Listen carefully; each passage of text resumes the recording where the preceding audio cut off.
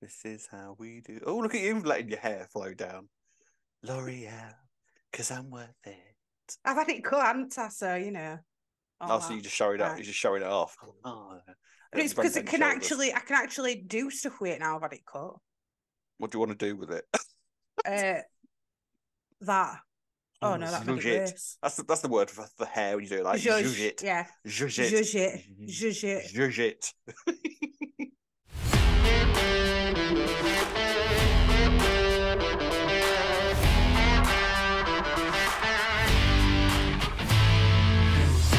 Greetings, EastEnders fans, and welcome to another episode of Albert Square After Dark, your weekly EastEnders podcast. This week, discussing the episodes broadcast between the 28th and the 31st of August, 2023. And what a bloody week it was. Oh, I cannot wait to start discussing this week. It's very, very exciting. My name's Rob. Hello there. I hope you're well. Joining me, as per usual, is the delightful Ree. All right there, Ree. How you doing? All right, Wagwan, as Rob. someone would say. They're right there. Wagwan. Wagwan. Wagwan, Oh sweetness. yes. Yeah. Wagwan sweetness. Wagwan Oh, sweetness. did you enjoy it? Did you enjoy? I mean, I don't know how we're I gonna. don't know I what don't that know what laugh we're was. gonna. It was cackle. I think it was an It Elaine was cackle. cackle. You Ah! whinged about her Oh cackle. no. Whinged about her cackle last week, and now you're I'm doing it. slowly It's channeling Elaine. contagious.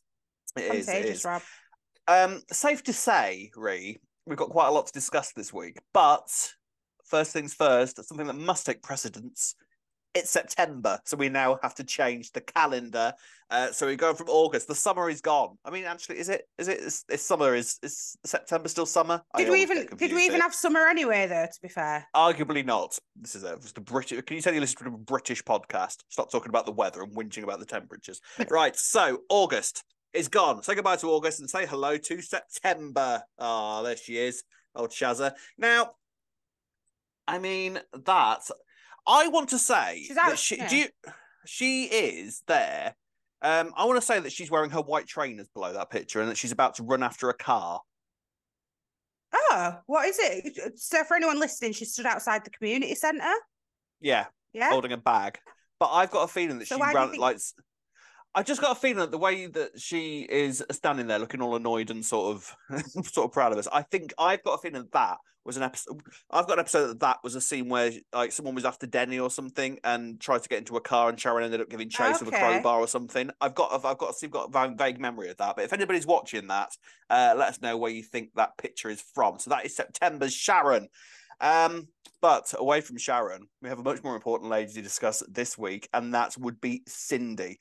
What a week it has been. Now, ladies and gentlemen, we had lots of messages this week saying, "Oh, I can't wait for the podcast this week. It's got to be a double episode. You've got so much to discuss." And yes, we have, because it was only the one story this week, and we were thinking, well, how can we really discuss a whole hour at least worth of podcast for just one story? So, what we have decided to do, ladies and gentlemen, is to take each episode and discuss each episode as we would normally do for the stories.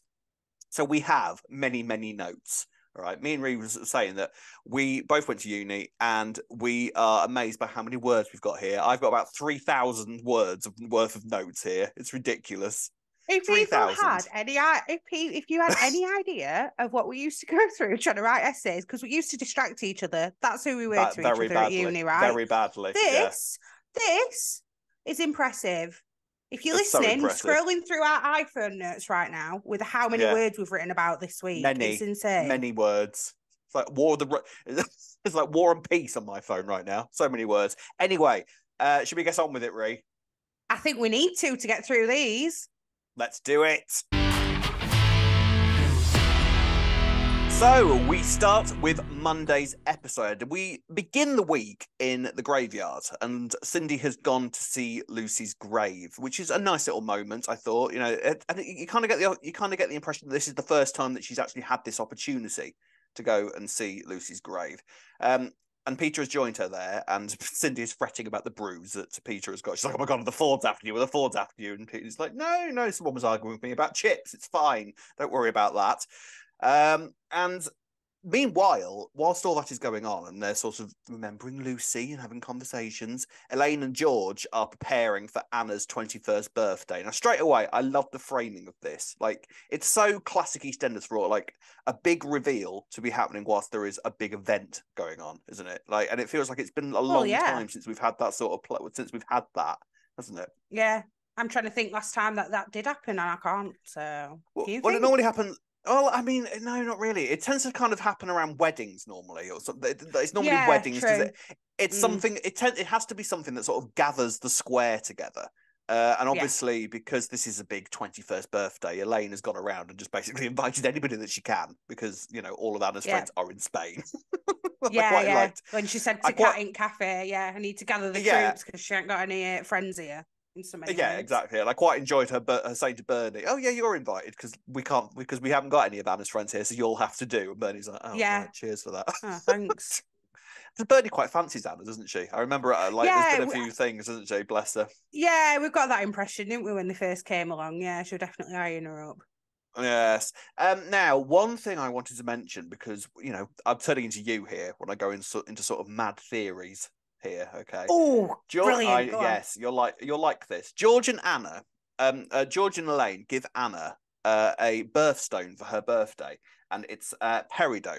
I've never heard of it. I'd never heard of this. I've never heard of that one either. No. Do you know what your birthstone is? I think it's aquamarine, actually, and I don't know where that's just come from in my brain, but I think it's that out of nowhere, didn't you? Mine's opal, apparently. Oh, that's a nice one. That's a good one. This is what happens. I'll go into a rabbit hole while I'm supposed to be doing something else. Oh, I'll find out about birthstones while I'm here. But peridot, I had a look online. It is olive green. That is the colour of it, and it's known for like being olive green. Now, my theory here is we haven't got a green within the 6. So stop it, Rob. I nearly swore at you then. Is Cindy going to maybe be a 7th, and green is going to be her colour? Yeah, green with envy. I mean, that would like envy would suit Cindy down to the ground, wouldn't it? So I thought you were going to say Anna for a second.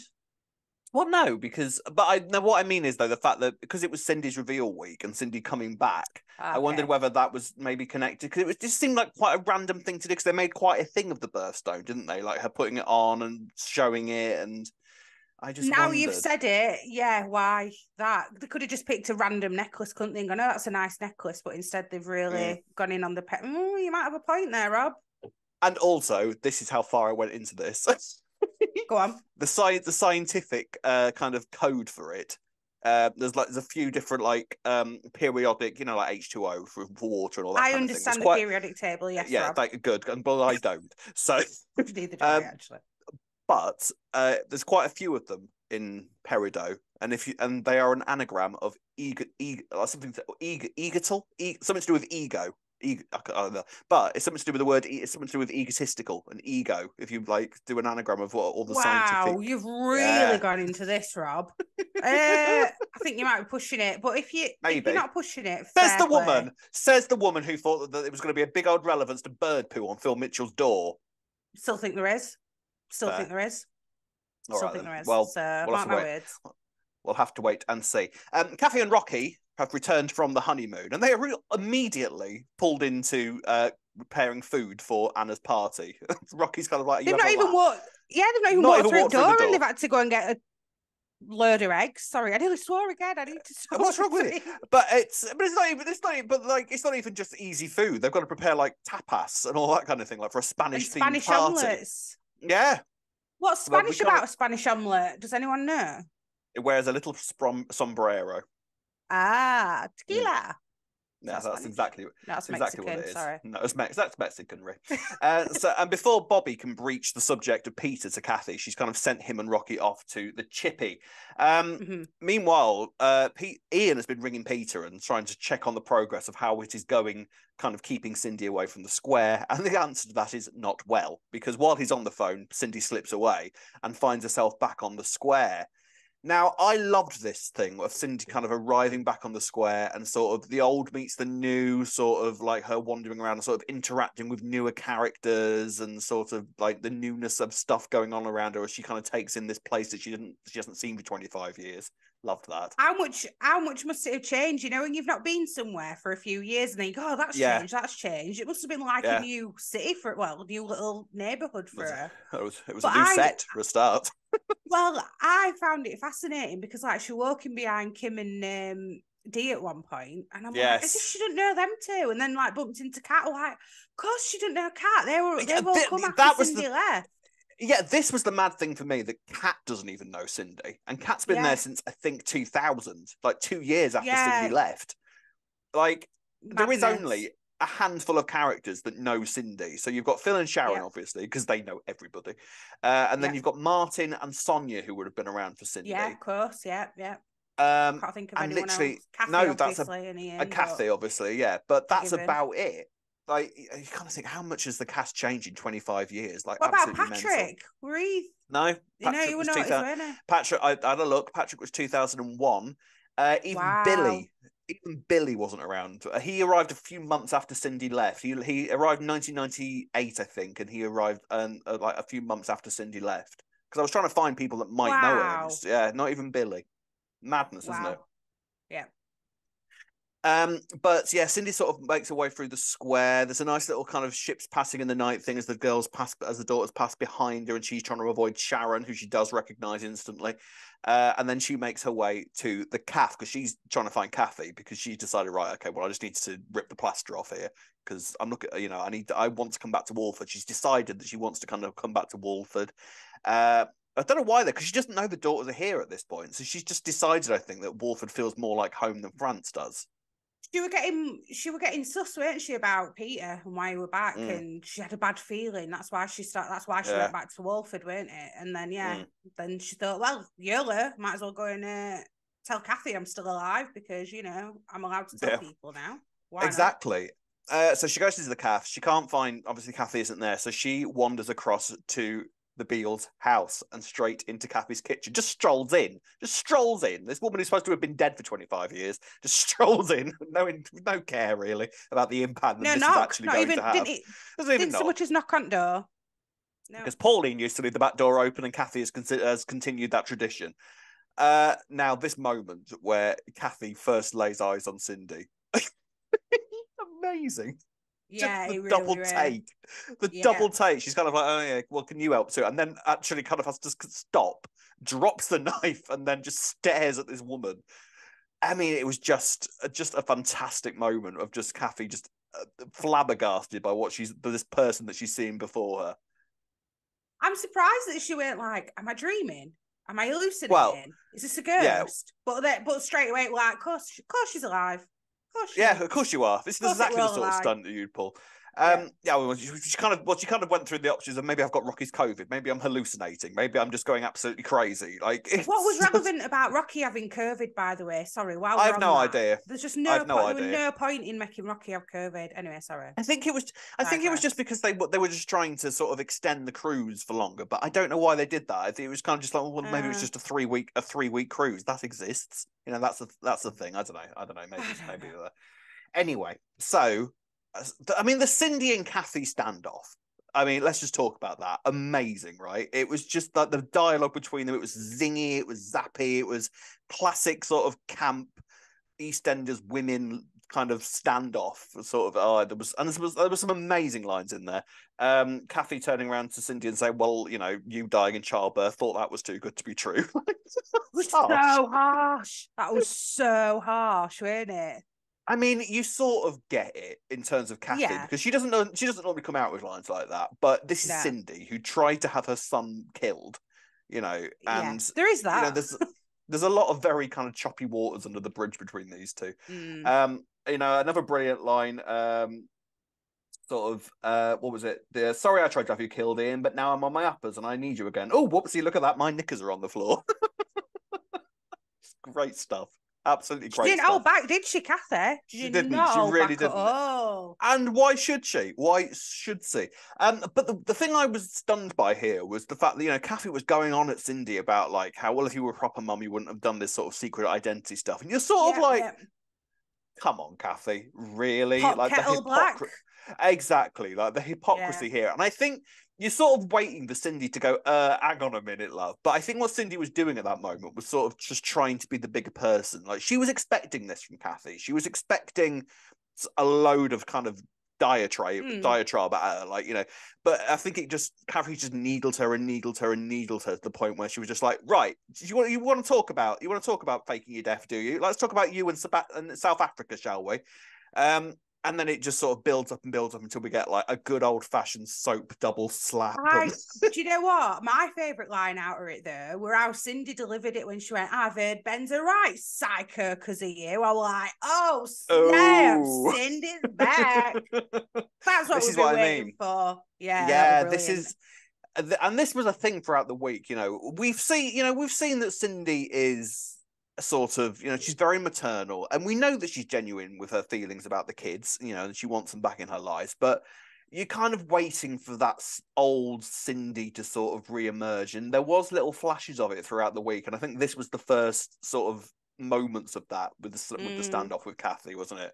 Yeah, like bringing up this sort of thing. But they have a tussle.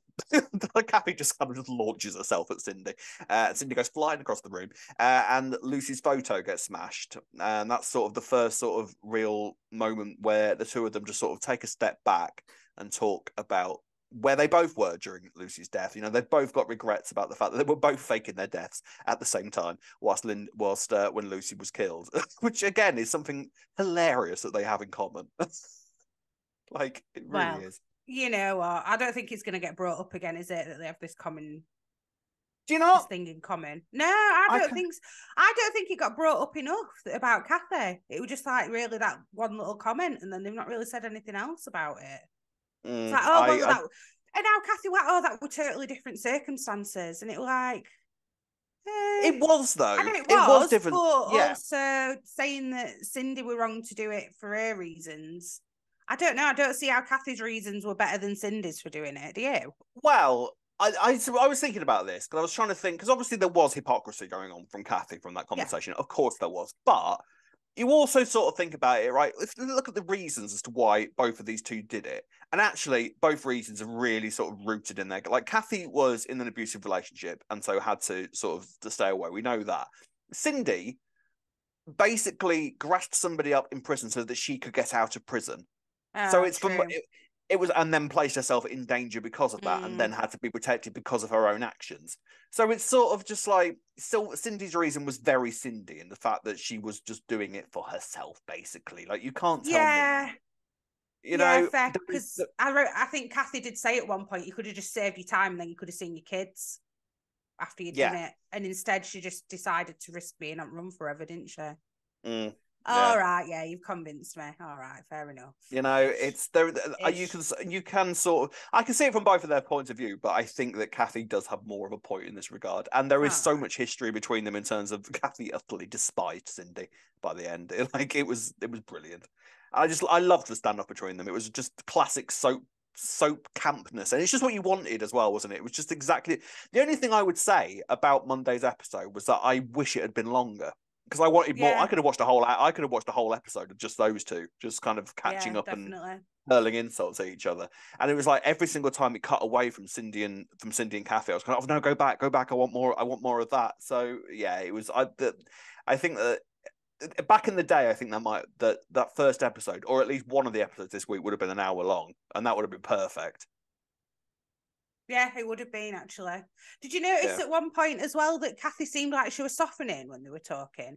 I felt like she was softening towards Cindy, and they were just having a very normal, civilized conversation. And then she just flipped again. Yeah, I kind of feel that there was an element of Kathy sort of putting herself in, like, you know, because they're both mothers at the end of the day, and they both have, regardless of the circumstances as to how it happened, they have both had to be away from their kids because of like hiding who they are and hiding their identity and like having to be effectively on the run. So I think Kathy has got kind of like a modicum of sympathy for what Cindy has had to go through in order to get to where she is now. But that's where the similarity in Kathy's mind ends. You know, it was great. It was great. So, meanwhile, in the nights, you kind of get the feeling that all of them are sort of thinking about Rose. You know, Anna and Gina are sort of have a nice conversation where they're sort of sharing memories about sort of their mum growing up. Elaine's going mad trying to prepare for the party because she wants the first big birthday that she's been there for to be absolutely perfect. So she's arranged this. She's going crazy, like trying to make everything absolutely perfect. And George is kind of like a bit distracted and not really concentrating. And you can kind of, and he then later says to Elaine, right, well, the thing is, you going mad like this has reminded me of Rose because this is the sort of thing that she would do for them. Which is that a compliment, or is that something that, like, how would you feel in Elaine's situation like that if you were being compared? Like, I don't even know how you would react to that. I know it were a bit weird, I thought, actually, because it was like, yeah, is it a compliment? Or I guess he was trying to say, in a way, you're taking on the mother role. Was that what he was trying to imply? I did wonder that myself. I mean, it kind of almost works a bit of an excuse as to why you were thinking about her, though. It's like, oh, well, it's because you've made me think about her because of how you're being. Yeah, well, and also she's clearly on Elaine's mind as well because George has been preparing this slideshow to be shown through, kind of like flicking through as the party, and Elaine is kind of trying to find a photo of Rose in there because she obviously hasn't seen a photo of her before, so she's curious as well. So it's not like, you know, Elaine's thinking about it as well, like. And Anna clearly wants her mum at the party. That would be her ultimate wish, which we do refer to later on in the week. So Kathy and Cindy, meanwhile, have sort of put their argument into bed because Elaine's ringing Kathy up and going, "Where's the food? Where's the food? Where's the food?" So Cindy offers to help, and Kathy's like, "Well, I've got nothing. I've got nobody else to help me." So this is a really mad moment where sort of these old enemies are just sort of making tapas together, which, you know, it is random, that, isn't it? Especially after they just had that massive argument. But fair enough. You know, slapping and tapas. You know, that's EastEnders down to the ground this week, really, isn't it? Peter arrives back in the house, and sort of, I like that moment where he sort of looks between Cindy and Kathy. It's like, you've done this bit then, yeah. I don't need to worry about this. You've made up or something. And there's a nice moment where Kathy's like, "Never mind, get in the living room. You and me need to chat," which I quite liked. And then she sends Cindy off with the plates towards the Vic. Night has fallen at this point. Gina and Anna are on their way back to the Vic for the party, and a taxi pulls up with Ian inside. Now, I want to talk about Ian briefly because amongst all the madness of this week and the fact of the Cindy brilliance, I think it's easy to forget Ian's back. Ian's back, and he has been missed. I've really missed Ian. I'm so happy he's back. The show hasn't felt right without him, I don't think. No, it's not. He's slotted right back in. It's like he's never left there now. He's here, isn't it? It's really good to see him back. And obviously that first part of him being back with Gina and Anna being like, what are you looking at? That was brilliant. It's so on brand for Ian. Like, he hasn't been on the square for 2 years. The second he sets foot on the square, he's getting abuse from someone. So Ian. Yeah. But he's instantly kind of like, oh my God, it's the girls. Like, the second he steps out of the square, and they're walking towards the Vic, and then he turns around and Cindy's coming out of the Beals house with these plates. He's kind of like, what is going on? This is madness. I need to stop this immediately. Makes it obvious that Cindy's kind of making her way towards the Vic. He's desperately trying to stop her. The party begins, you know, nice kind of big moment with everyone there. Really nice moment, actually. I liked the party itself. It felt like a real kind of community event where everyone was just having a great time. But George steps out of the Vic for a bit of fresh air, I'm assuming. He just kind of stands there. He got a bit overwhelmed, I think, didn't he? We were supposed to think, maybe, yeah. So he was having a I'm moment. feeling a bit emotional about, Anna turning 21, Yeah, he was having a moment. But then he and Cindy clap eyes on each other for the first time. And it is an amazing duff, isn't it? Like a great duff. It was so exciting. It were.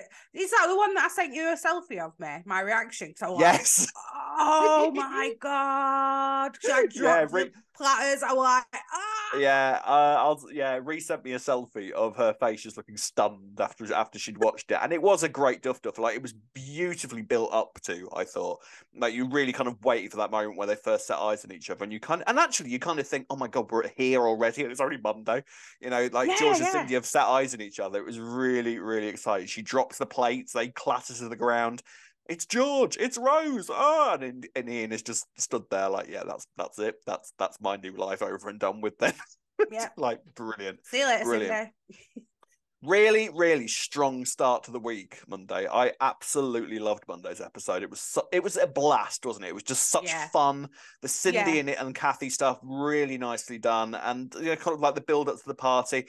It felt like the start of a really big week, didn't it? Like it felt like we were strapping in for like for a ride. Yeah, it was really, really good fun. Yeah. I was surprised that I was definitely surprised that she saw George at the end of that episode. I would expect it to be that soon. I think that's why I was so shocked when it happened. I was like, no way, what's going to happen? Yeah. Amazing stuff. Right then, so that was Monday. And now we move on to Tuesday. And Tuesday was a big one. So, to Tuesday's episode. I mean, as a whole, this has to be one of my favourite episodes ever. I just absolutely loved everything about Tuesday's episode. And it made it feel, I thought, like an anniversary week. You know what I mean? Like it had that real I sort do know what you mean. Yeah. It had that sort of real big kind of epic feel to it. To the point where Tuesday, I think, actually really was the peak of the week. Like, I think because Tuesday was so kind of mad and kind of big and everything was going on. We were kind of flashing back and all that kind of thing. It kind of like made the rest of the week feel a bit more business as usual. Like the rest of the week wasn't bad, but the Tuesday was just like the pinnacle. I absolutely loved it. So we return to Cindy and George staring at each other like mad, and Ian is kind of desperately trying to kind of drag her away. It's far too late by this point, and George kind of leads far too late. Like he can do. Why were you bothering? You were like, oh, come on, love. Oh no, this is madness. This is madness. Like she's just gonna walk off. Yeah, of course. Oh no, you're right, Ian. This is absolute insanity. Off we go. Yeah. You take these. Can you clear up these plates I've just dropped on the floor, George? Cheers. Have a good night. Bye. No, that wasn't going to happen.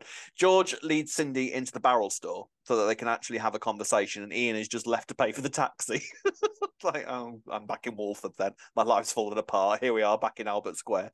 I don't understand why everybody was kind of saying that the best thing for Ian's health is to return to Walford. Can you have a laugh? Do they not know what happens on Albert Square? I mean, why would you tell him to go back there? Who's selling baguettes in France? That's the most chilled life you can have, surely. The most chilled 2.5 years of Ian's life have been when he's not been in Albert Square. Like, this has been the best time of his life. He's got back with Cindy and he's got Peter and they're living in a nice villa in France with a pool. Yep. Like, he's never been so chilled. Oh yeah, now come back to Albert Square. Your life will be much more relaxing here. Yeah, all right.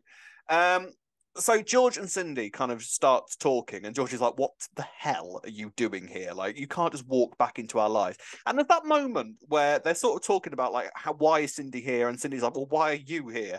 And you kind of actually realise, actually, this is a mad coincidence, isn't it, really? Like, a crazy coincidence.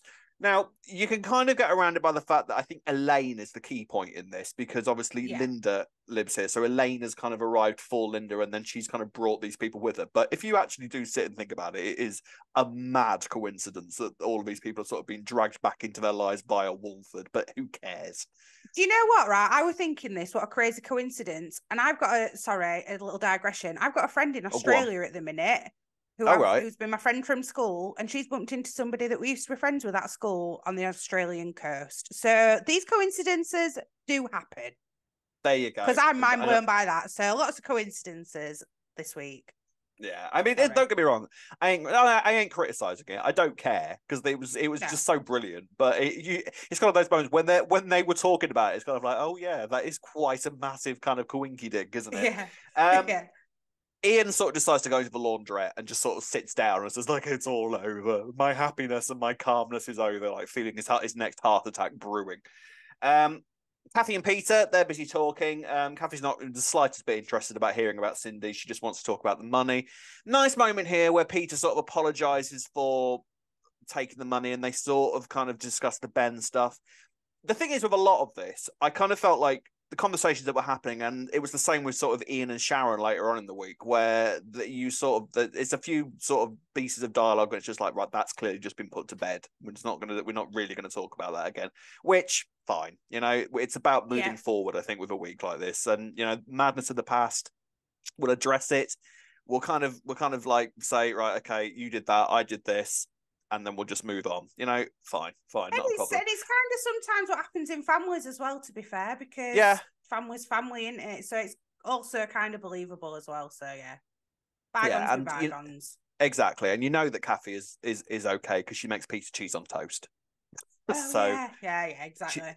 Cheese on toast. As soon as that's on the table, all is well. You know, everything can be solved. Everything's sorted.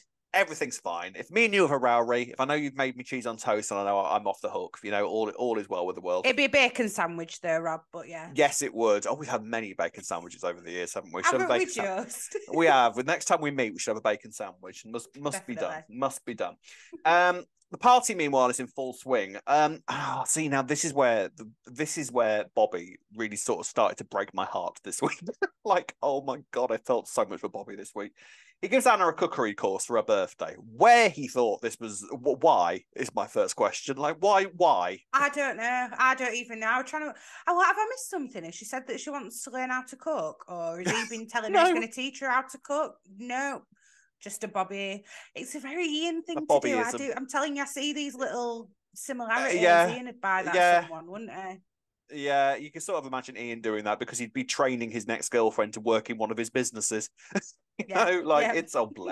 bless him. And the thing is, Anna's kind of bemused by this, but like, oh no, that's lovely. Thank you very much. But then Freddie steps forward and gives her a sort of, I think, was it an adoption of a lemur or something, isn't it? Like that's called I was Fred. Thinking it was a lemur. Yeah. I think it's a lemur or a meerkat or something like that. But it was a cute little animal that obviously someone like Anna is going to be like, oh, I love it. Thank you so much. It's so cute. And of course, it's called Fred. Me and Freddie fell out this week. Let me just put it like that. It's big time. I've fallen out with Freddie. So that's all going on. And Bobby's kind of crestfallen and sort of worried that Anna and Freddie are sort of getting closer. Where would he get an idea like that? Cindy then begins to explain about the witness protection. She's told George about everything that's going on, and George is kind of like, well, if there was the interesting thing here is, and this is another moment where you could sort of see flashes of the old Cindy, because George asks her, well, why were you in prison in the first place? And he goes, well, a bit of a misunderstanding, a bit of a silly thing. They thought I tried to kill my husband. Yeah, I noticed that. They thought, yeah, there were no truth in it with a Cindy, of course not. Aren't Walford police silly? They're coming up with a silly explanation like that. So, yeah, I don't know what obviously, I don't think she would ever want George to think that that's what she had actually tried to do. But I think it just fell out of her mouth so easily that I wouldn't be surprised if she's even managed to persuade Ian that there was that it wasn't as bad as he thought it was. You know, possibly. No, I wouldn't be surprised because otherwise, how has he forgiven her like that? But this is the thing with the Ian and Cindy thing, because obviously we'll talk about where we go next to in a minute, and it was all amazing and I loved it, but I would have really liked to have had a moment like that talking about how Cindy and Ian came into each other's lives again. Yeah, I'm hoping we're going to see that next week, because they only brushed on it and they can't just leave it at, oh, she found me. There is a lot. Yeah, there is a lot that we don't actually know yet. I think there's still a lot of questions, because we'll talk about that in a second, because next is the most amazing part of the week, of the month, possibly the year. I loved everything about this. Oh, it was good. So, I mean, George is basically kind of like, right, well, go on then, explain it to me. Why did you leave? What went on? Like, tell me the truth now. What actually happened? And so we flash back to Spain on the 19th of April, 2014. Why that date? So we're in a villa in Spain. Cindy's become very used to living in villas, so I don't know how she's going to settle back in Walford after living in such luxury for all these years. In that cramped house. I know, right? George and Cindy are arguing. Cindy seems to have developed a bit of a drinking habit in this time. Like, these two, when Cindy leaves, it's quite clear, I think, that these two are on a very, like, their relationship is skating on very thin ice as it is. You know, like, they're clearly having a lot of problems. Cindy is apparently drinking a lot, and she is basically accusing George of like having affairs and flirting with all the bar staff and everything. And you know, they've got a very kind of damaged, toxic relationship. It seems. I got hints of George being a bit abusive, actually, if I'm honest with you, in some ways. I don't know about that. I think not in what you're thinking, not how you're thinking. Oh, what you mean, controlling? Yeah, because he said, "Oh well, I've had all these opportunities and I've not done it, but heaven knows I've." And I thought, would you say that in that situation? That to me were a bit. I don't know. I don't think that's the right thing to say there. Like, oh, I I've had don't. all these opportunities and I've not. And heaven knows Yeah. you've driven me to it that I could have done it because of you. You know, it'd be your fault if I did go for that. I don't know. That's what I Yeah, got but a hint of. I don't know. I don't know. I mean, think about who he's with, though.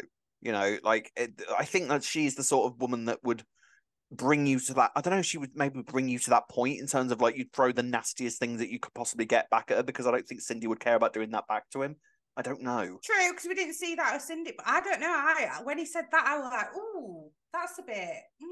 I'm not keen I on that, George. You've got a bit of a nasty side. I've been saying this from the start that I think George has got a Yeah. nasty side. Yeah, But yeah, I've yeah, not yeah. seen I it don't yet. know. But maybe it's in my head that I don't know. The thing is, I think it's the fact that he's a boxer as well. Like, so he's clearly quite used to being in charge. I think that's the kind of main thing about him. It doesn't necessarily make him sort of a controlling partner, but I think that there is that side of him where he's very much used to being top dog.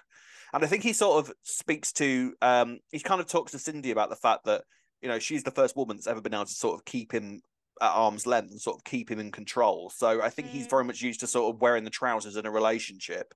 We also see the girls at this point. So they are kind of kids at this stage in 2014, and they are off to a sleepover. So George takes them to a sleepover, leaving Cindy alone in the house. It's very, and she at one point is watching this news article about an avalanche in 2014, and they really kind of paid attention to this. I was kind of like, I don't remember this avalanche in 2014. Was it a big story at the time? Can't remember I that at don't either, all. but relevant, isn't it? You know why? I Of the wasn't watching the time. news. I wasn't watching the news in 2014. I was too engrossed in the Who Killed Lucy story. That was Just that was my thinking that. that was my Yeah. telly. That was my telly back then. Talking of Lucy, she then gets a phone call from Mary informing her that Lucy has died, she's obviously devastated by this. And George returns home to find her raiding the safe and packing a bag because she needs to leave immediately. And that's when we kind of lead into this conversation that George had told us about before, where he remembers saying to Cindy, if you leave, that's it, we're done. But, when she was in the safe, yeah, did you notice that that George said to her, don't do this again? Yeah. And I wondered, what's that in reference to then? Has she already raided the safe and cleared it out? Is this a... I mean, this is the interesting thing about their relationship, because you kind of like the way that Gina and Anna describe it. It's kind of like that their life was so happy and so sort of perfect and so sort of idyllic before Cindy left. But actually, watching these two, it's clear that their relationship was on the rocks for a long time. Like, you kind of think that this isn't the first time that Cindy has stormed out. This isn't the first time that Cindy has even probably raided the safe and gone off somewhere. So I'd like to sort of know more about their relationship. It was clearly a very Cindy type relationship, clearly very fiery, sort of a lot of arguments and anger going on, and a lot of water under the bridge between them. Interesting. I wonder if we'll kind of look more into sort of their relationship as we go forward. But yeah, Cindy leaves, and then the best thing ever, the best thing ever.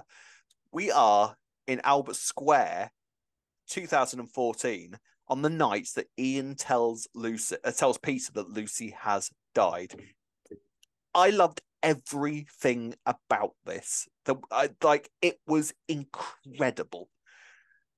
I mean, what was can you your impressions first when you realised where we were and what actually we were looking at? Well, do you remember I messaged Rob earlier this week actually after I watched that episode, and I said it reminded me of a film. Sorry if you don't know this film. Oh yeah. Back to the Future 2, right? Where you go back in time and you're watching all of the events happen again, but from a different perspective. And it was it actually blew my mind when they'd done it, how they did. It was so well edited, weren't it? Oh, it was ridiculously well edited. So well edited. They must have gone... Did you notice it was Did you notice it were a stand-in for Ian from Cindy's perspective? Oh yeah. It was a younger Ian, and Adam Woodgett has kind of been quite verbal about like this in the past. So I don't mind saying this. Like he's lost weight now since 2014, since Ian. So there's quite a big difference between then Ian and now Ian. Yeah.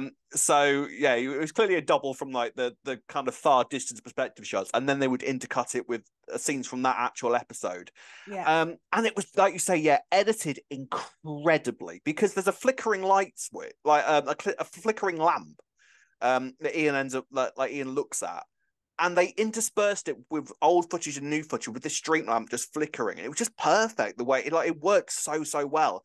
And then the taxi that because Ian kind of steps out of the house and sort of watches these two girls getting into this taxi, and he's obviously thinking, oh, that could be anyone's daughter, that could be my daughter. You know, he's thinking about Lucy and watching these two girls just kind of go off into the night having a normal kind of life together.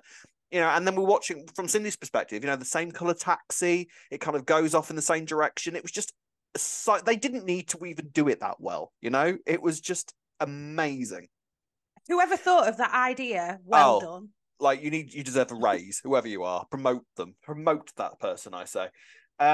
You say about Back to the Future, what it reminded me of, nobody will have watched this film ever, it reminded me of The Lion King 3. I don't know if you've seen that. No, I haven't. I know, right? Basically, I mean, it's been years since I've watched it, but I think that The Lion King 3 is basically a retelling of the first film, but from Timon and Pumbaa's perspective. So, so very similar, yeah. Yeah, but the thing is, and the reason that it kind of reminds me of it was actually doing something like this is actually very, very risky, because because that scene kind of is very well remembered. You know, Peter being told that Lucy had died, he's screaming in anguish. It's a very well remembered scene, of part of a very, very well remembered storyline.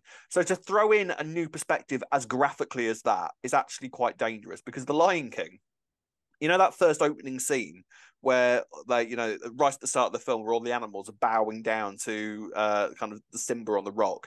What it transpires is that Timon and Pumbaa were there during that scene, and actually all the animals aren't bowing; they're patting out because of the smell of Pumbaa. You know, and it sort of really takes away from the epicness of that scene. You know, it ruins it almost. Kind of like, that's a ridiculous thing. Like, why would you ruin that scene? So you run the risk of doing something like that when you do this. But that didn't happen. It added to it. I totally buy that Cindy was there that night. Yeah, why the hell not? I do now. And she arrived in Walford, like all dressed up like she'd arrived, like she travelled there on camel. Like she was all dressed up in sky. I did. Like she'd arrived. It was like she was bringing news from Damascus. Yeah. That coat there, that coat that she had. You like that coat, didn't you? Anyone know where that coat's from? Oh my God. Let Ree know. She wants to dress like Cindy for Halloween. Honestly, that coat, sorry. So Ian goes into the Vic to tell the news to Peter about Lucy. Amazing. Then Mary arrives. All of this is going on whilst scenes that we had already watched. Oh, amazing. So clever. So clever. So Mary arrives and kind of whisks Cindy away to a little area away from the square. And she's kind of like, what the hell are you doing here? This is putting everything at risk. And then, just before Cindy can answer, there's a knock on the window. And who is it, Ree?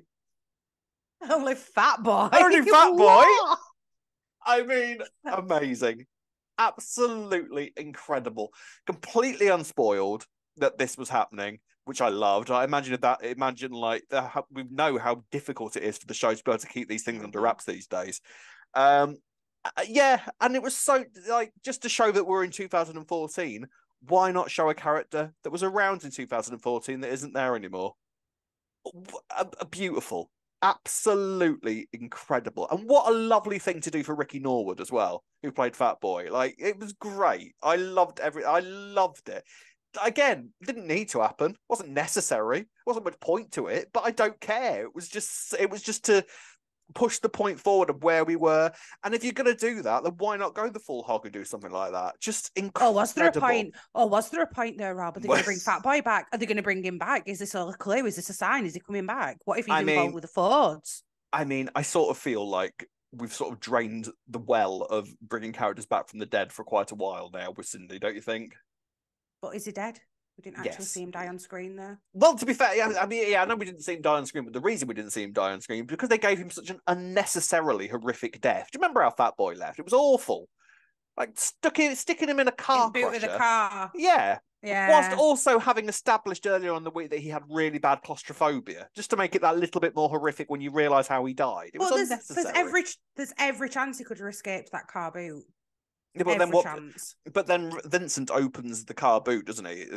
On that episode, and kind of his face kind of shows that he was looking at a mangled body. It was all pretty horrific. Oh yeah, yeah, but it might not have been Fat Boys. It could have been a dog, or you know what I mean. Maybe they put a dog in there. But come on. I Cindy mean, Beale's back from dead, Rob. Oh, I know. anything's possible. I know. And bring back Roxy and Ronnie while you're at it.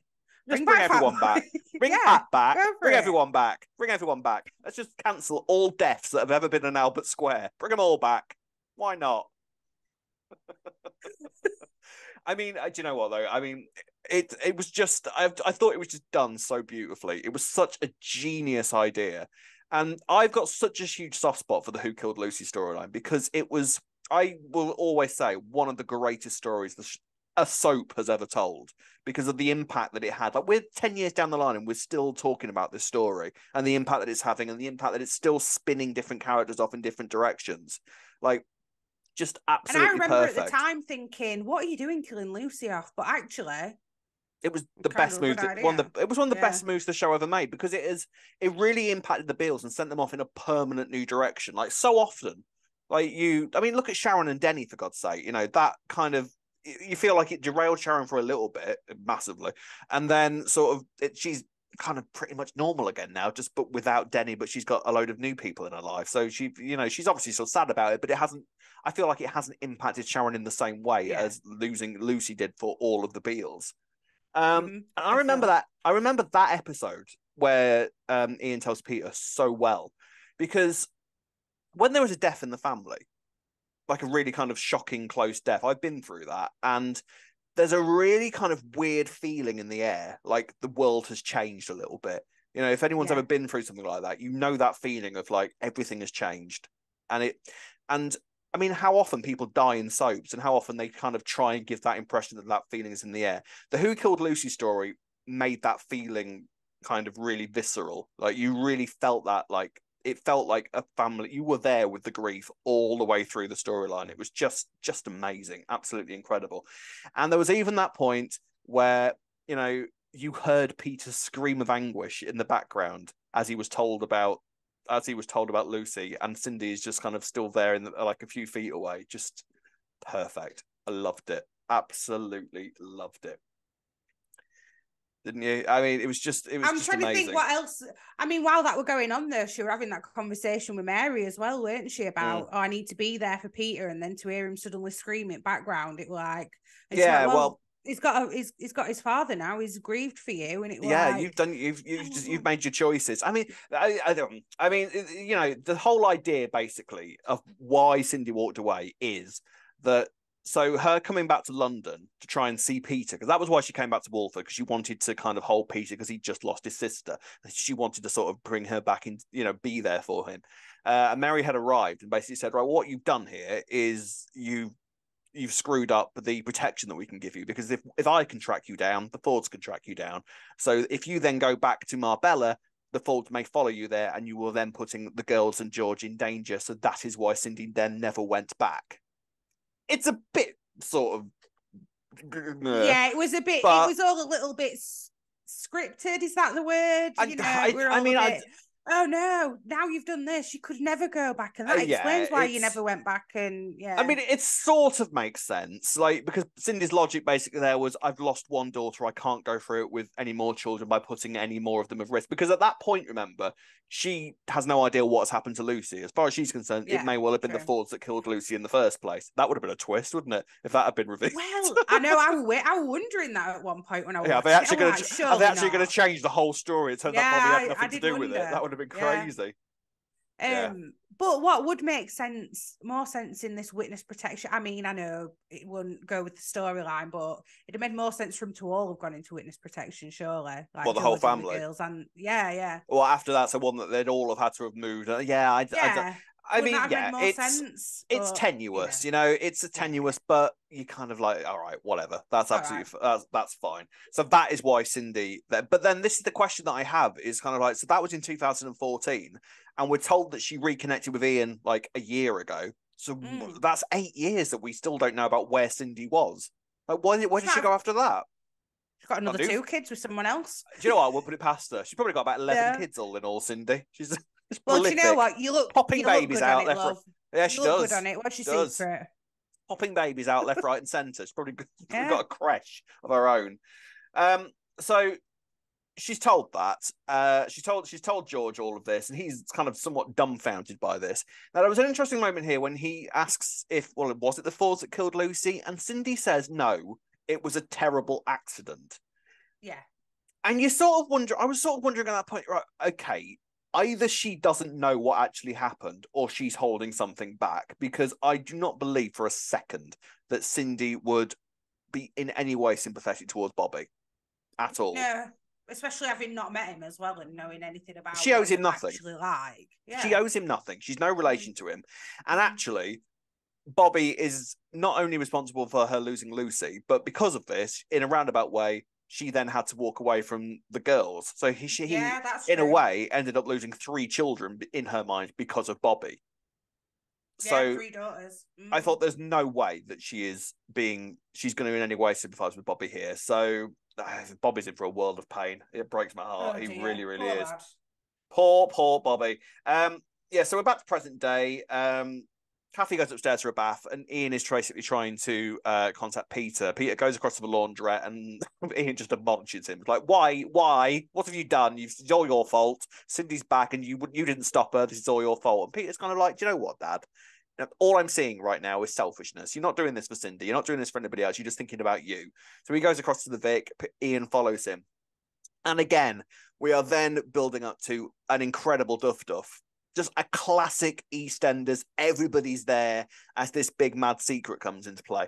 So Linda has gone into the barrel store to get the Prosecco for the cutting the cake, and she discovers George and Cindy kind of sitting there holding hands, because those two have softened. They have softened. I'm telling you now. An affair is coming between those two at some point. And she's kind of like, who are you? What's going on here? And she makes a comment that, how can you be in here with this woman when Mum has bent over backwards for the girls and Anna's party? And Cindy's like, what? Because George had told her previously, the girls aren't here. They're still in Spain, just to stop any kind of madness kicking off. I did wonder why Cindy had not realised that, Kathy was making all this Spanish tapas for a party happening at the Vic, and it had not clicked by that point. That's true. That's true. That's very true. I didn't land on that. That's very true. So she's kind of like, what? The girls are here.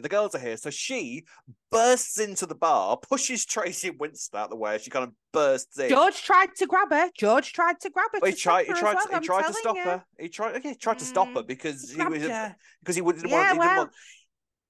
big guy, he should be. He is a big guy. I know. I'm not saying that he ever got physical with her, you're saying it from the woman's perspective. I understand that. So Cindy bursts into the bar, and there's just this incredible moment where the people that would recognise her are just instantly kind of like, what? Sharon's face was a picture. Sonia's face was a picture. Phil really couldn't care less. And Anna having just blown her cake out. And clearly, I think the implication was, because she was told to make a wish before she blew her candle out.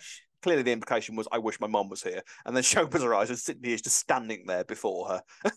Like, amazing duff. Incredible. Absolutely incredible duff. Yeah. Amazing episode Tuesday. I absolutely loved every single second of it. So clever.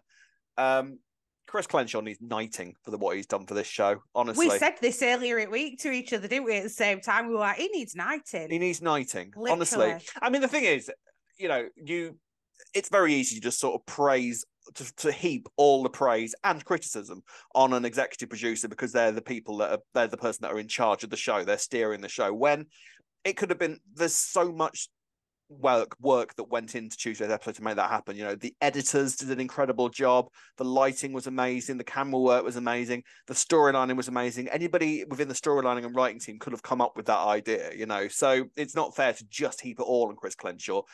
As a whole, the show is in an incredible position right now. And whoever came up with the idea of doing that flashback in the way that they did it, you have amazing. Very, very good indeed. Yeah, amazing. Right then, so that was Tuesday. What a night it was, what an episode it was, and we now move on to Wednesday.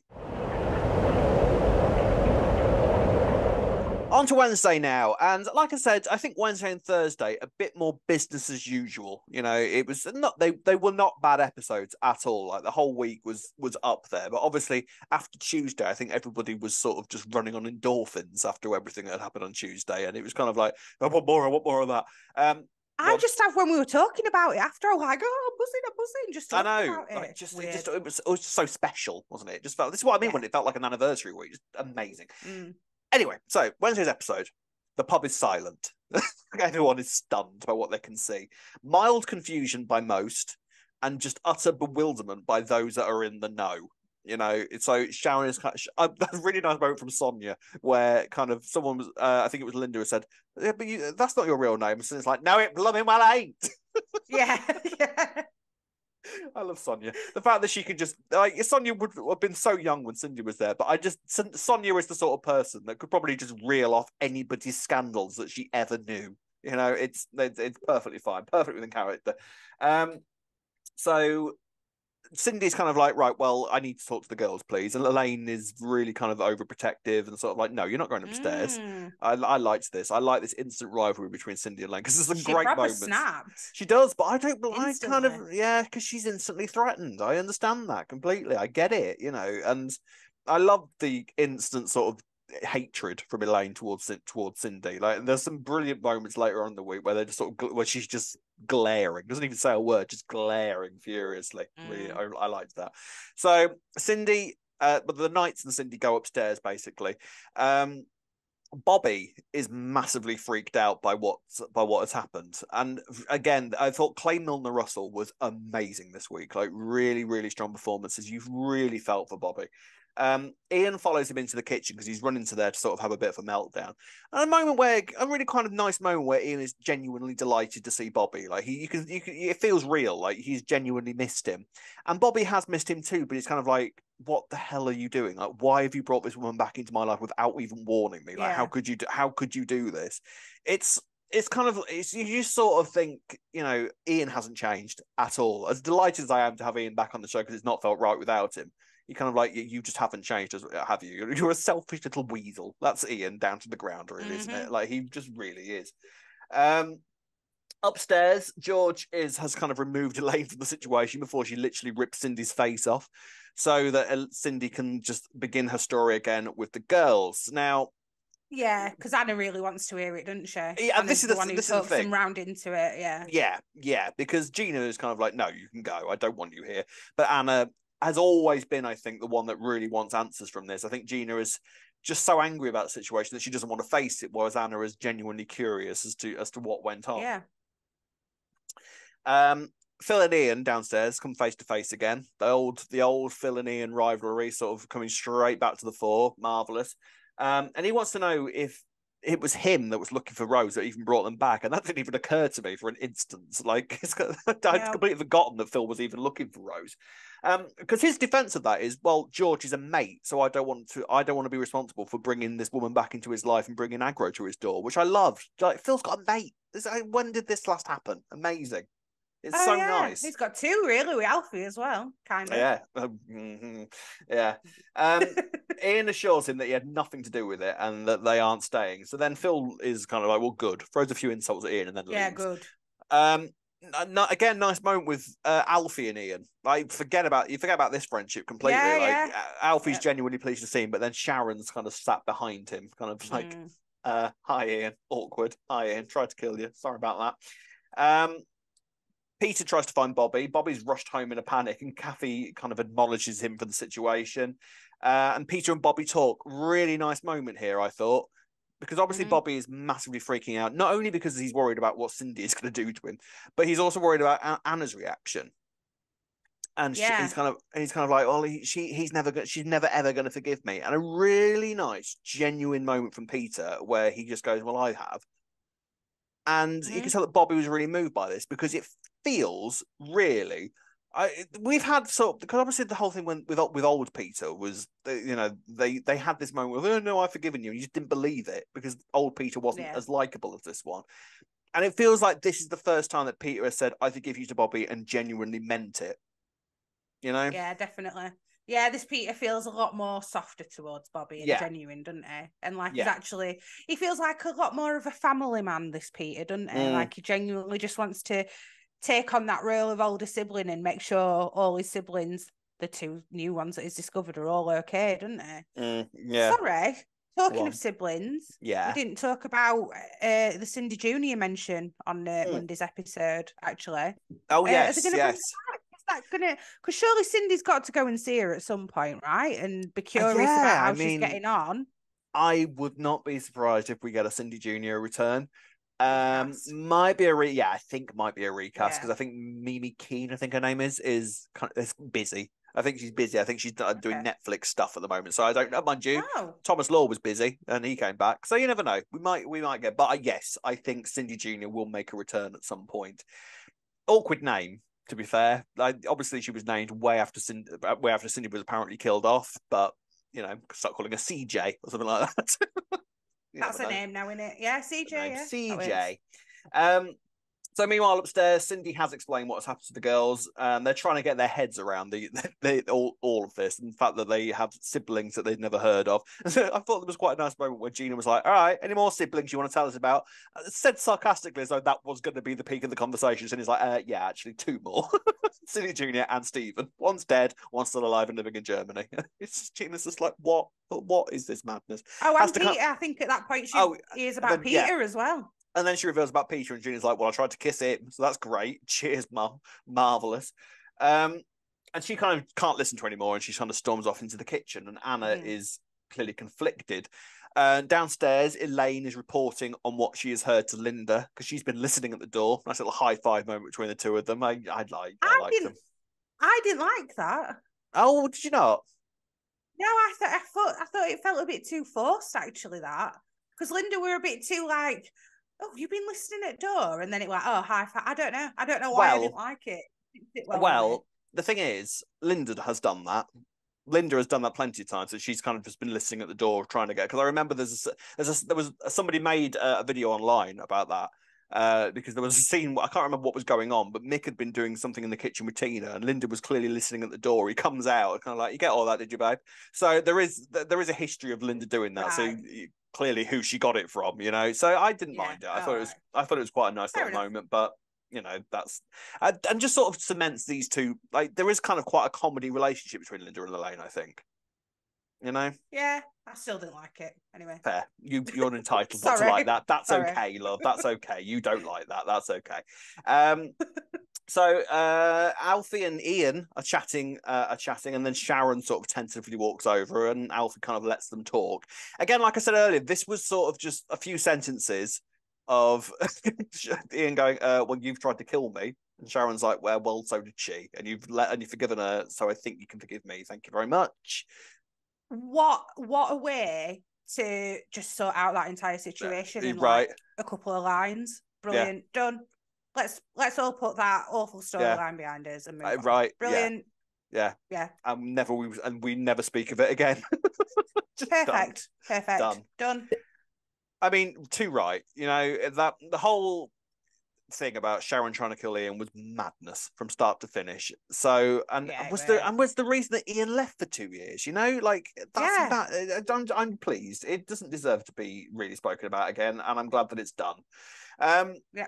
Upstairs, Cindy talks to Gina alone, and she reveals this photo that she kind of has always kept around with her, and you can kind of see Gina softening and sort of like, "Yeah, all right, Mum," and they start to try and hug, but then in the living room, George has actually basically told Anna, "Well, no, she didn't come here looking for you. Like, she just arrived here. Didn't even know we were here. Didn't even know we were here. This is all a mad coincidence."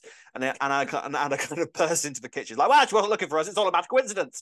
And then Gina is basically in free fall at that moment, and it kind of sets the tone for Gina for the rest of the week because she storms out. She takes some of the party goers to Peggy's, and Gina is on one now, effectively. I mean, this was kind of predictable for Gina, wasn't it? You kind of could guess where she was going with this, couldn't you? Yeah, definitely. Especially if she'd been out drinking all day. You can imagine something like this to just go, "Well, that's me going to go and find something else to take the edge off all this." Now my mum's just randomly turned up. Yeah, we're inevitable, weren't it? And doesn't she just find something to take the edge off a little bit? God. Yes, we'll get to that, Rob. We will get to that. Bloody hell. I know.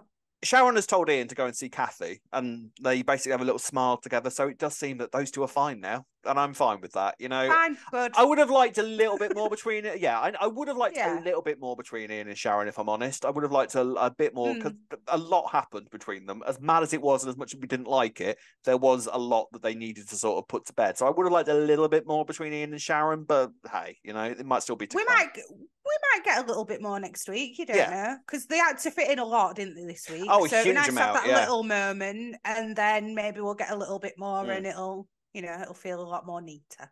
Yeah, I think so. So Ian does go over to the Beale house at that point, and you can kind of sense that he's kind of quite pleased to see the old place. You know, this house that he lived in for so many years, the history that he's got there. And him and Kathy come face to face, and he meets Rocky for the first time.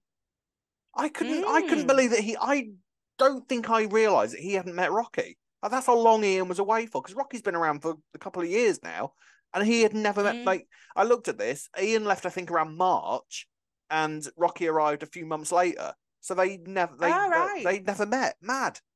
It just shows you how long Ian has actually been away for. Absolutely mental. Because he didn't even know that Kat and Phil were together, and they've been together for a couple of years now as well. How much has Ian missed? Absolutely madness. And Kathy just starts speaking her mind about Cindy. And Ian's like, I don't want to hear this. Like, leave me alone. And then he gets a twinge. Notice this. He gets a twinge in his chest. And I'm worried about this. I am concerned about this. I am. This is what I mean. He won't come back. He won't come back for 6 months. She just die. What are you talking about? Not. I know. No, he wouldn't. I hope not. No. I really, really hope not. I mean, I get it. You know, you're just going to kind of give Ian these health problems. That's fine. That's a story. But I think it's just because there's a dead body on the floor. There's a dead body on the floor Christmas Day, and there's no reason as to why Ian can't be that body in terms of, you know, because he's Ian and he'll have annoyed people by the time Christmas comes around.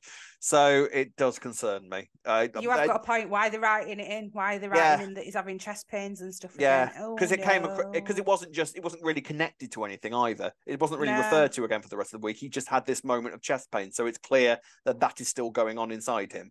So like a 6-month contract. He would go back. He would go back to Albert Square, you know, when he wants a stress-free life. So yeah, it says everything he gets. Really, I mean, idiots. No doctor in the world. You're asking for her to have an heart attack if you move back to Walford. Honestly. So I'm a little bit concerned about that. 6-month contracts are a thing. I mean, I would like to think that this is Ian just back now. Like, Adam Woodchat's had his break and he's now back at work and all is well and marvellous and we'll have Ian for many years to come. But I just, that concerns me a little bit because it feels like the sort of era where anything could happen, you know? It's worrying. I mean, we've had Fat Boy back this week. Who'd have thunk it? Who'd have thunk it? We have had Fat Boy and Cindy on screen at the same time. What madness is that? Yeah, who had that on their bingo? Who had that on their bingo cards at the start of the year? Nobody is the answer to that. No. Absolutely nobody. So Anna arrives in the club. Gina's already in self-destruct mode, and Bobby kind of hurries over to her, and it just comes across too heavily. He's obviously kind of freaking out and nervous. It's perfectly in character for him, but he comes across way too heavily. It's like, you know how I feel about you, and it's just like, just back off, leave me alone. I need time to compute this. And Bobby sort of scurries away, kind of all nervous, and bless him. Oh, I know, poor Bobby. I felt for him so much. Well, the thing about yes. Now the thing about Bobby is that he actually really, really, really reminds me of my brother. So I've got a real soft spot. Minus the killing someone part. He really does remind me of my brother. So I always and the way he is it's very similar to my brother. So I've kind of got quite a lot of soft feelings with Bobby. It's kind of like, oh, bless you. Freddie then wanders over. And sort of just like, are you all right? Is Bobby okay? We'll get you a drink. Yeah, that was just. So him and Anna just start getting drunk together, and then they end up in the chippy. I would never eat chips from that chippy ever again. Let me tell you. Oh, it's not hygienic, really, is it? But I mean, what a birthday for Anna. She gets her mum back, nearly loses her sister, and she gets laid on a chip shop floor. Well, there's worse 21st to have. There genuinely is worse 21st to have. People have had worse birthdays on that square, and that ain't a bad one. That's going to stick in your brain. What did you do for your 21st? Well. quite So, a lot. Rob, why have you fallen out with Freddie? I'm seeing a lot of people saying this online. I'm not happy with Freddie at all. I'm very disappointed in Freddie. I get that they were drunk. All right, I get that. And there is no reason why Anna and Freddie can't fancy each other because actually there is some good chemistry between the two of them and they have got a lot in common. I get all that. I really, really do. But do you remember a couple of weeks ago when this started to rear its head, we were kind of like, no, Freddie wouldn't do that to Bobby. Never in a million years. He's far too nice to do that. No. It turns out we're very wrong. Oh, he so would do that to Bobby. He so would. Him and Anna. I think. See, I've seen a lot of people say it's not believable and he'd never do it. And like we were saying, but given the events of the night and adding alcohol into it, I think it's actually believable. And Oh, he's it's just going to believable. feel really guilty. Yeah. Yeah. I've not fallen. I like this little triangle, if I'm honest with you. I don't know why, but I think it's just I'm just disappointed in. I'm not disappointed in the character. I'm disappointed in Freddie as a person for doing it, as in I would be for anybody else. Do you know what I mean? Like I get it. It's totally believable. It's totally believable, and it makes perfect sense. But I'm just I was just annoyed at Freddie for doing it. I'm like, how could you do that to your Bobby, mate? Don't you? I do love Bobby. Yeah, true. I love Freddie and I love Anna, but I'm just sort of just like, oh, Freddie, bad Freddie, very, very bad Freddie. You know, I get it from Anna because her head was all over the place, but Freddie should know. Freddie, but she has been. I don't know. Anna's been a bit leading Bobby on, then, hasn't she? Like maybe you shouldn't have kissed him back and getting all his hopes up as well. Like it's not just Freddie to blame. I mean, she like friend zoned him, then kissed him back, and then's gone back and friend zoned him. It's a bit harsh, isn't it? Yeah, that's what I think. And then sleeping with his best mate. Bad Anna, very, very bad Anna. Yeah. Yes, very cross with Freddie. Bad Freddie.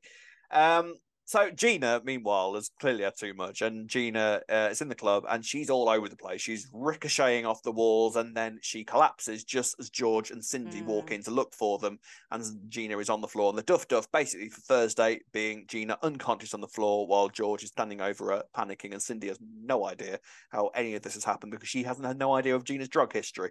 So it makes no sense to her, but Gina is unconscious on the floor, and that is Thursday's duff. I mean, it was a good episode. It was a good episode, but it's sort of like after Tuesday's madness, you're sort of thinking, well, is that going to continue? We're going to get more flashbacks, and it was just a bit more business as usual rather than sort of continuing the madness of the flashbacks, which is fine. You know, there was a lot of conversations that needed to happen, and it was good stuff. So yeah, it continued. Good stuff. Any other thoughts for Thursday?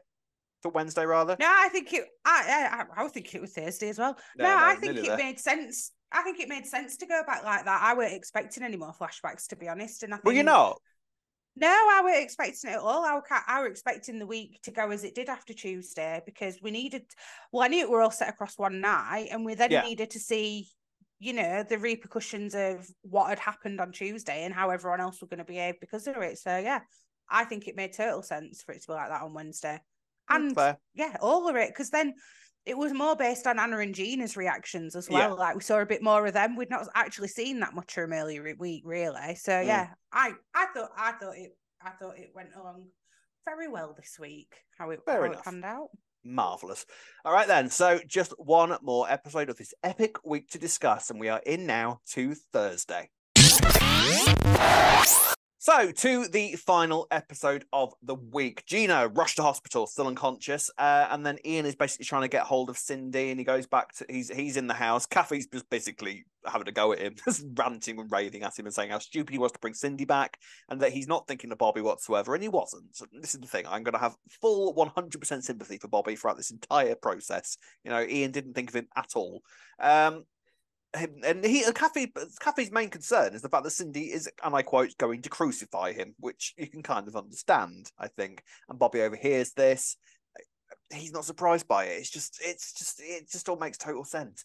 And whilst Peter's trying to comfort him, Kathy basically turns around to Ian and says, right, well, you can choose because I ain't having anything to do with you whilst you've still got her in your life. And Ian very quickly goes, oh, all right, then bye, Mum, walks out. I pick Cindy. Yeah. I mean, oh God, it's such an awkward scenario. I don't know. I don't necessarily agree with Kathy giving him that ultimatum. I think in these kind of situations, you have to tread a bit more carefully. Otherwise, that's exactly what's going to happen. Yeah, but I understand it completely from Kathy's perspective because Cindy tried to kill him. Cindy tried to kill him. And it's so Ian and she nails it. She says, you're thinking with your downstairs Thinking brain with your instead of your boxer upstairs. shorts or something. Yeah. I don't think Ian wears boxer shorts. I don't get that impression. He looks like a Y-front Oh, is man. he a Y-front? I think so. I think he's a briefs man Possibly. myself. Definitely.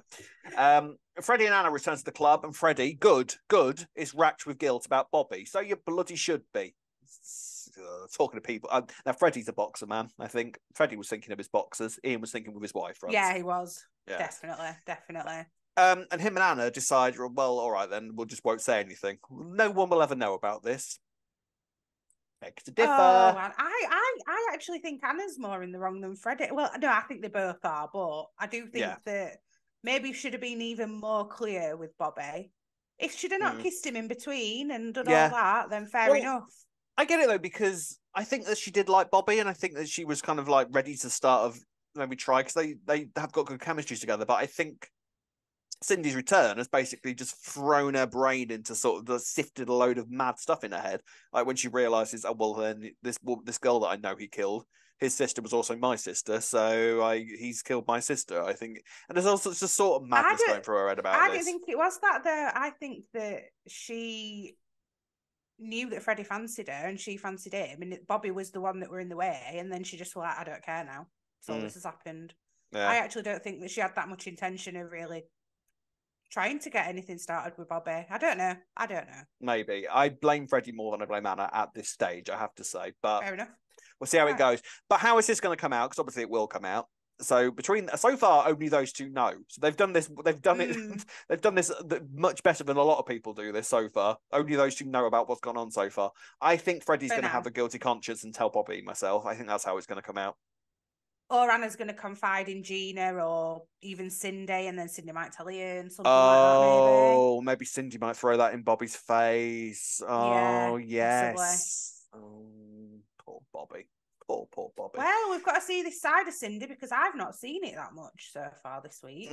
Yeah, I think there was definitely flashes in the hospital. Anna's basically told by Bernie and Felix, where have you been? The fact that Bernie rushes over, is like, where have you been? Oh, I went for some chips. Didn't lie. She certainly had some chips. Well, certainly had some chips. So she's told about Gina, and then in the hospital, Cindy and George are waiting for news. The nurse comes out and says that Gina has regained consciousness, but they need to regulate her heartbeat. Because it transpires, by the way, Gina wasn't just on coke; she was on crystal meth. I know. Did you have to Google what methamphetamine was and then read that it was crystal meth? Because I did. I hear the word meth and that automatically brings to mind crystal meth, and I thought, no, it can't be that. Like, that's ridiculously hardcore thing for just anyone to be carrying around with them. You know? I'm just thinking, like, I know that the suits in London have this rep, like it's a kind of stereotype, isn't it, that they all carry white powder. Is crystal meth that common that you just do it when you're on a night out? Apparently. I wouldn't have thought that crystal meth is. I mean, I know nothing about it, but I wouldn't have thought that crystal. It doesn't sound like the sort of drug that you can just you take as an upper. I wouldn't have thought. It just sounds. Well, I thought that, and then I googled. I went down a rabbit hole with this one, Rob. Went on the crystal meth rabbit hole, did you? Yeah, apparently it is something that you take for an upper. Yeah. Well, Gina certainly didn't agree with Gina, and she's overdosed. She didn't know it was that, did she? She didn't know it was that, but she didn't care that it was that when she did find out either, did she? So she's overdosed on crystal meth. Transpires. Eek. Very dangerous. So, and this is where Cindy sort of actually discovers Gina's drug history. And Georgie's kind of like, and I blame you for it, because none of this was happening until you walked out. All right. So that softening that had happened between them has gone completely. Like, Georgie's just angry now. Like, he is just annoyed. And he's looking at Gina and thinking, this is the result of what you've done. This is what you have caused. All right. And Cindy's sort of racked with guilt. Ian has gone back to Alfie's and they're chatting. A nice moment with Nana Moon's photo. Like that. I miss Nana Moon. Yeah. I loved Nana Moon. I loved Nana Moon. I remember her death. I was so sad when that happened. Sad. It was heartbreaking, weren't it? It was one of those unnecessarily sad deaths as well. I thought you didn't need to kill Nana Moon off, for goodness sake. Yeah, there were no need. Because I think she got axed, which again is like, why? She was a lovely character. Like, you need these nice characters around. I loved Nana Moon. Unnecessary. So they're basically just chatting, and again, nice moment where they're kind of just catching up with each other, and Ian is like, saw Kat in the Vic. She's with Phil. I'm sorry, what? Like, how has that happened? And Yeah, like, I think you were like, what's that about, mate? And you were like, yeah, well, yeah, but Alfie actually said something like, oh, well, she suits him or something, or they suit each other. It suits her. Like that. It suits. Yeah, it seems to suit her. I think she said. Which we've had conversations about Kat and Phil, and it's sort of, I don't know. It's an odd thing with Kat and Phil, but that's for another day. Meanwhile, Rocky is giving Bobby some awful love advice about Van Gogh. Saying, well, you can cut your ear off, she'd like that. But I think that basically the basis of that conversation was to say, right, do you know what? Ignore all your feelings now. What Anna needs now is a friend. This is where you step forward and you are good for her and you support her, and then other things might occur from that, from how she reacts to your help, essentially, wasn't it? Which I quite like. Which is good advice, actually. That part, it is good advice, and I like Rocky's kind of relationship with the boys, and his relationship with Bobby's always quite nice as well. So yeah, that's good. Peter receives word about what has happened to Gina, and then prepares to leave for the hospital. And Bobby wants to go with him, and Peter's like, "Yeah, well, lovely." Except that Cindy is there, so you're not sure whether Bobby will have the nerve to go, but he goes, and good for him. Proud of him. Well done, Bobby. That's brave. No. I thought it were inappropriate, him and Peter going. I thought it were inappropriate. I don't think they both needed to go to us because they're sisters. Well, I know Peter's technically family, but we don't actually know her. And I think that she had, Anna, Cindy, George, and Elaine there. That's enough. You don't need another 2 people there when she's in hospital. Yeah, but he's gone to see his sister, and Bobby wanted to see Anna. I mean, it wouldn't have given us the great little storylines while we were there, but I still don't think it were appropriate. I'm just saying. So if you were a nurse there, you'd be like, you out. That's what you would have done if you were. What's your relation? You're a brother, but how long has she known that you've been a brother? You just reeled off all these questions. A couple of hours? No. Out, mate. Yeah, that's what I do. Fair enough. That's a good job you don't work in the NHS then, really, isn't it? Yeah, it is. Gina's out of danger, so they're allowed to go in. George won't let Cindy in to go and see her, and just like I said, some hilarious glares from Elaine, like. Because there's a moment where Cindy sort of like holds George's arm when they hear that George is well, and then she kind of just has to let go, and Elaine is just revealed, glaring furiously at her. I like this a lot. I hope there's more to come between Elaine and Cindy. Go on. So sorry, I've just clicked that's why she's called Georgina when you just said that. George is so vain, right? So he's got remember, he's got a son. It's called George Jr. and Georgina and George Jr. He's so vain. I forgot about George Jr. Yeah, Georgina. He's presumably going to show up at some point, George Jr. I'm telling you, Rob, why is George Jr. not here? Is there this little nasty side to George Sr.? Maybe. I don't know. I don't know if that's the direction they're taking the character in, though. That's the thing. I understand what you mean, but I don't know if that's what we're supposed to be getting from it. I don't know. Well, I'm a bit sick of you chucking my theories out at window, to be honest, Rob. Because do you know what? You did this to me many years ago, right? When Lucy Beale died. And I said to you from the start that it were Bobby that did it. And do you know what you kept on saying to me? Don't be so stupid. Do you remember this, Rob? No. Do you remember? No. Yes, you do. You know exactly what I'm talking about. So stop poo-pooing my theories, because I'm telling you, he's a nasty one. And you told me I was wrong about Bobby doing it. You told me I was wrong that Bobby did it. Sorry. Right. Sorry, everyone. Okay. I'll bear that in mind. I'll always remember Bobbygate in future. I'll always remember Bobbygate in future. Right. So anyway, yes, I did. I thought the idea. You remember? I do, and I remember thinking, "That's ridiculous." The idea of Bobby doing it. I genuinely thought that there was a few. I remember there was a few theories kicking around online at the time that Bobby had done it, and I was going, "Like, that's insane. That'd be stupid. It's clearly going to be Jane or someone else." I was convinced it was Cindy Jr. I remember at the time, and I was kind of like, "No, Bobby doing it. He's a kid. That's utterly ridiculous." And then loved it when it was revealed that Bobby did it. I remember messaging you about it constantly, and you just being like, "Stop being so stupid, Rena." I'm telling you, Rob, it's Bobby. It's Bobby. There you go. Anyway, it was Bobby. Sorry. So Ian, Peter, and Bobby arrive at the hospital, and we get the first kind of meeting between Cindy and Bobby, which I've been waiting for all week, and it was very, very exciting. It doesn't go well, really, does it? No, it's like Cindy had said to Ian, "I forgive him and I understand what you're saying." And then all of a sudden, when he's put in front of her, she feels incredibly different, which is fair enough as well. Like, yeah, I mean, again, you kind of have to think, she doesn't owe Bobby anything, really. It's like they're no relation. She doesn't have to be nice to him. She doesn't have to care for him. I mean, I think she tries to be as polite as she can. She's like, "Nice to meet you, Bobby." Bobby just kind of scurries away. But it's sort of, you kind of instantly know, Is it? yep, no, this isn't going to work. This is going to be bad for the pair of them. No. It were interesting how she was nice to him to his face, then he run off it like, embarrassed. And then she turned to Ian, and yeah, we did see a flash there when she was like, seeing him in the flesh has made my blood boil. And I thought, oh, are you going to make Ian choose between you and Bobby next? Is that going to be the next ultimatum? Yes. Oh, yes. Yeah, because Bobby's in for a whole world of pain because of this, isn't he? He really, really is. Oh, I know. So poor Bobby. Poor Bobby. So yeah, basically the rest of the episode is Gina has decided, well, no, I'm not interested in seeing her again, which George is quite happy about. Anna, they have a moment, her and Cindy, and Cindy gets kind of to hold Anna, and she enjoys that. But then George kind of pulls her away and sends her into Gina and basically says to Cindy, like, you're not welcome here. Go away. All right. Look what you've done. Look what you've caused. Leave immediately.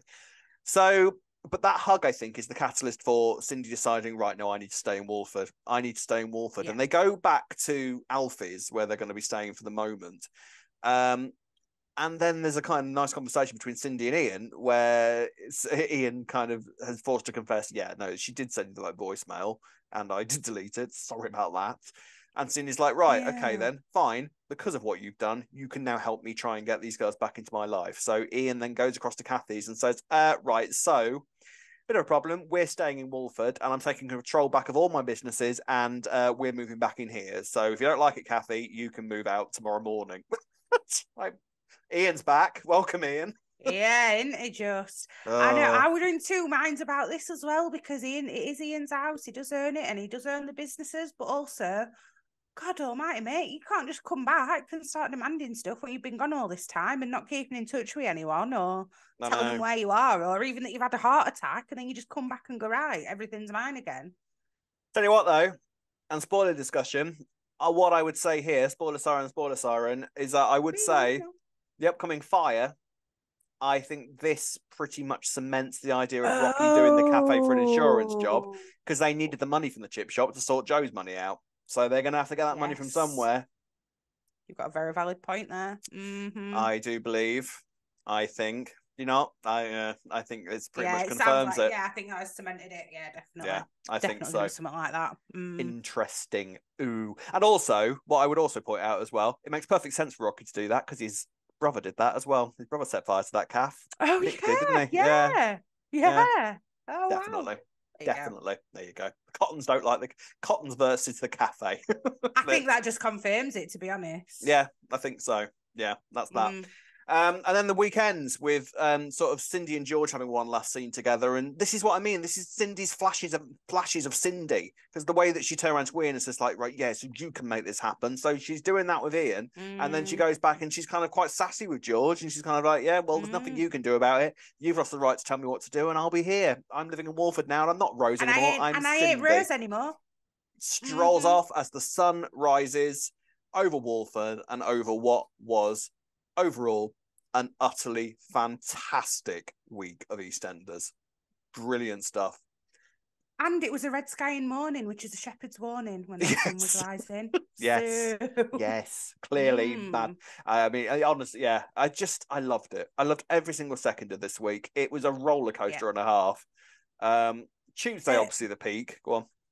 I was just going to say, George and Cindy she keeps touching his hand, doesn't she? Yeah, she does. This is what I mean. And this is very, very Cindy, isn't it? Sort of really sort of emotionally, sort of like, yeah. Because she was actually having a go at him when she did that. And then she kind of puts her hand on his. So there's an affair coming between those two. Shows what kind of relationship they probably had as well, really, doesn't it? Yeah. It's fascinating stuff. So from here, where do we go from here? What happens next, do you think? Like, what happens now? I think one of the major things is going to be the Cindy and Bobby beef. That's going to be something, isn't it? Obviously, Kathy and Elaine are clearly going to team up. Yes. There's so many things that are going to happen here, Rob. Like, exactly, such a big question. Which tells you things that can happen. Yeah, which kind of illustrates how genius it was to bring her back, doesn't it? This hasn't just been for this hasn't just been for a stunt. This isn't just let's bring a character back from the bed. Cindy, let's bring Cindy back. like so many reasons to make this happen, and so many like different storylines that are now going to evolve because of this. This is giving the Beals some good material for the next 6 months or so, really. And then in the run up to Christmas as well, we've got all that still to come. So is there going to be a connection? Is Cindy, you know, the body is found in the Vic. George Knight lives in the Vic. So is there going to be? Oh, love it, love it, love it, love it. The show is on fire at the moment, isn't it? Literally like it's soon. Just literally soon. It's just incredible. Hard to do this week, but who's your gold star going to? Cindy. Yours is going to Cindy. Yeah, it's got to be Cindy, right? I was stuck. I think I'm going to give mine to Bobby because I thought Clay Milner-Russell actually knocked it out of the park this week. I really enjoyed his performances. Yeah, Cindy and Bobby getting the gold stars this week. Bit of an epic podcast this week. God knows how long we've been waffling on for now. And we have, I think, why not? We'll throw in some comments now from you guys. So this first comment we've got is from our Instagram page, and it's from lol_Mary_C. It's been a 10 out of 10 week for sure. It had felt as high drama as we're getting a Christmas week with the build up to the reveal and the aftermath. It was so exciting watching Cindy at Walford Station and then in and around the square, and seeing her near characters who wouldn't know who she is. Can't wait to see who she connects with over the coming weeks. I could comment on every scene and character this week, to be honest. Great to have the Beals back on the square, and I really felt the nights shone as well. Thank you to Clenners. Whoop King Clenners. It's a Clinaissance this period is. I love it. I love it. I love it.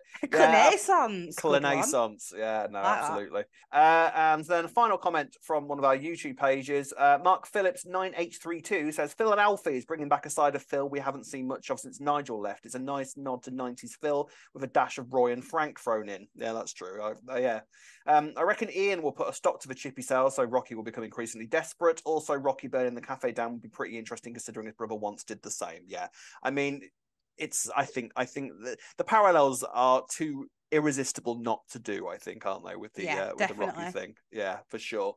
And all our comments this week were just basically people just blown away by the quality of the week, I think. It was great stuff, really, really good. So the question would be, where do you go from here? Next week, as we are here, the Stacey and Theo climax is coming. Oh, yeah. I've seen that. They did release a trailer for it, which was a great idea because it's kind of like, while you're here, this is also kicking off. So that looks to be climaxing next week as we go into September. It's kind of fascinating that September is normally the time when they start throwing the big stuff out, but they just stuck the Cindy week right on the end of August because any time can be a big week in EastEnders. Why not?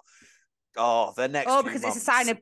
It could be a sign of bigger things to come next month, this upcoming month, Rob. I wouldn't be surprised. I mean, the next few months are just going to be vintage EastEnders, aren't they? It's going to be amazing.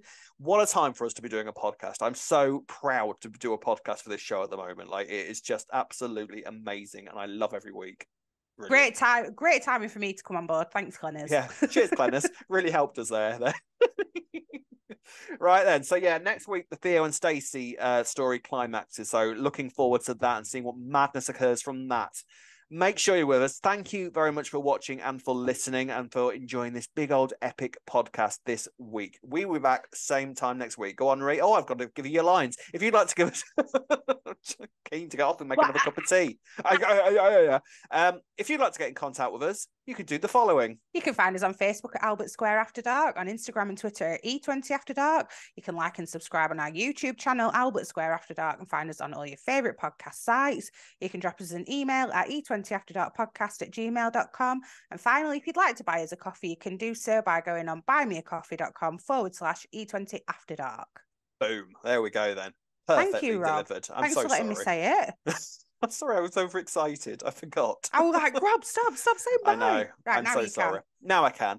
Yes, join us for all the epicness from the Stacey and Theo storylines next week. Can't wait. It's going to be an epic one. Until then, it's goodbye from me. And it's goodbye from me. See ya. Bye.